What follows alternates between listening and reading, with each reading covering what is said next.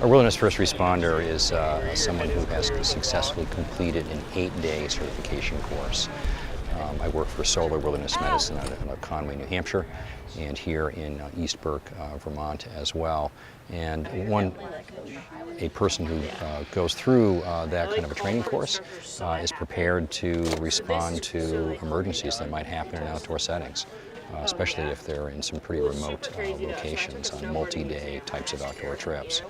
We also offer a lot of wilderness first aid courses as well, and those are 2-day courses, and those are designed to prepare folks to respond to emergencies if they're out there doing day trips, hiking, even overnight trips like backpacking, other day trips like mountain biking, skiing, and other kinds of outdoor activities that they might enjoy. Well, for a lot of folks, they want that kind of a training for their own self.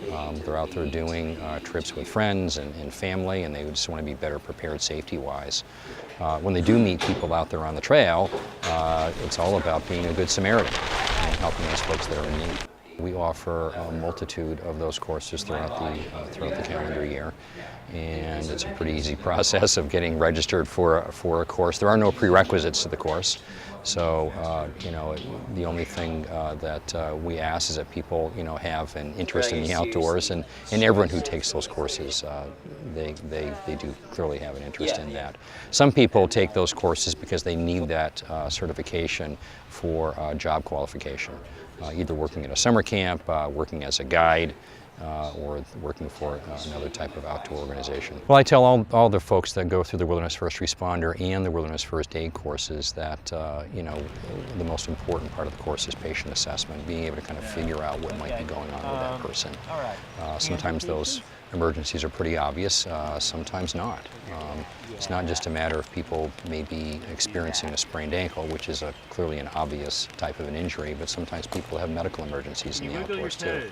And that patient assessment piece is really critical to determining what would be best first care for that person, so we can get them to more definitive care like the hospital. We provide folks with enough practice so they can go right back to the basic principles that they've learned and take a big deep breath and do their best.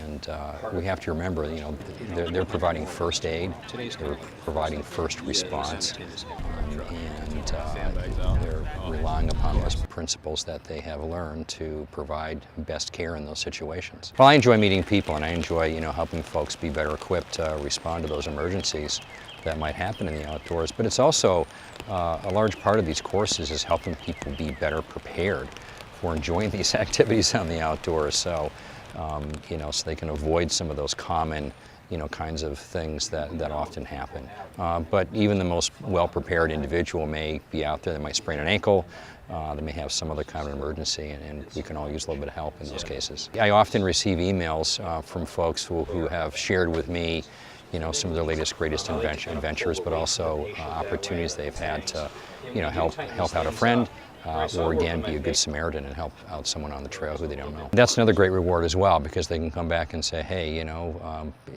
just last week or just last month or during the past year, I had someone on a trip who, needed my assistance, and that training kicked in. It makes me feel good. It makes me feel, good from the standpoint that, the training for them was certainly useful for that person going through the training, but if they can extend what they've learned to help others in need, that's a great reward. I think it's an important aspect of enjoying those outdoor activities and being better prepared.